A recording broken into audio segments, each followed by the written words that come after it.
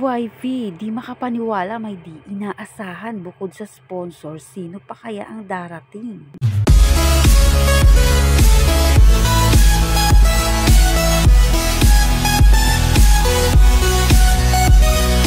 Sino kaya ang special na bisita na darating kina VNC sa ribbon cutting? Tara, alamin natin. Kamusta po mga kalingap? Muling nagbabalik ang inyong lingkod, mini vlog, naghahatid ng update tungkol sa mga kalingap. Kung bago ka pa lang sa aking channel, mag-subscribe na at huwag kalimutang mag-like para lagi kayong updated sa aking mga videos.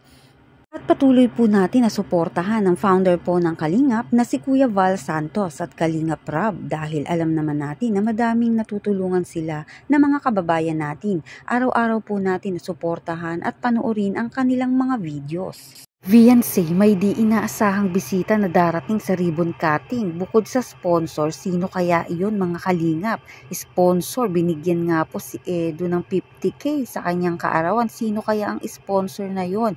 Isa din po itong sponsor na nagbigay ng pinagagawang pabahay kay VNC. Kaya talagang napakabuti ng puso ng sponsor na ito na kahit nga po di kaano-ano niya sila VNC at Edu ay isa ito sa bigating nagbibigay ng tulong dito nga po kay VNC at ganun din kay Edu. Grabe nga mga kalingap, mapapasana all ka na lang talaga. At ito nga din po ang nagbigay ng 100k para nga po sa bubong nila VNC. Ayon nga po kay Kalingap Rob na may nagbigay nga daw po ng 100k para ipaayos sa bubong nila VNC at talaga namang willing na tumulong dito kay VNC. Kaya todo pasasalamat na lang din talaga ang masasabi nila VNC at Kalingap Edu. At bukod po dyan, madami namang mga basher na naiinggit na naman dito kina VNC at Edu. Ay talaga namang kasing sikat ito si VNC at Edu dito nga po sa Kalingap. Kaya di talaga natin maiiwasan ang mga basher. Kita naman natin mga kalingap kapag mga mag-a-upload nga po itong sila Kuya Bal at Kalingap Rob ay talagang pumapatok nga po ang love team nito nila Kalingap Edu at VNC. Talaga namang sobrang mahal sila ng mga viewers, mga supporters na talagang EDC.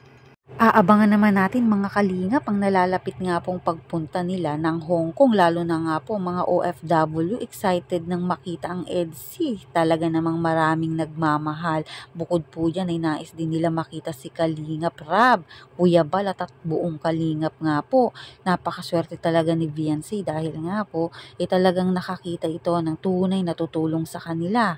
Taong magmamahal sa kanya gaya nga po ni Kalingap Edu at syempre first time mag-anniversary ay talaga namang pinaghahandaan at sa Hong Kong pagaganapin.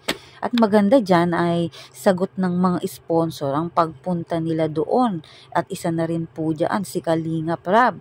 Dito naman tayo sa ribbon cutting mga kalingap. Sino ba itong di inaasahan na bisita ni VNC bukod nga po sa mga sponsor? Alam naman natin na proud din ang mga magulang nito ni Edu dito nga po kay VNC. At syempre special ang pabahay ni Kalingap Rob.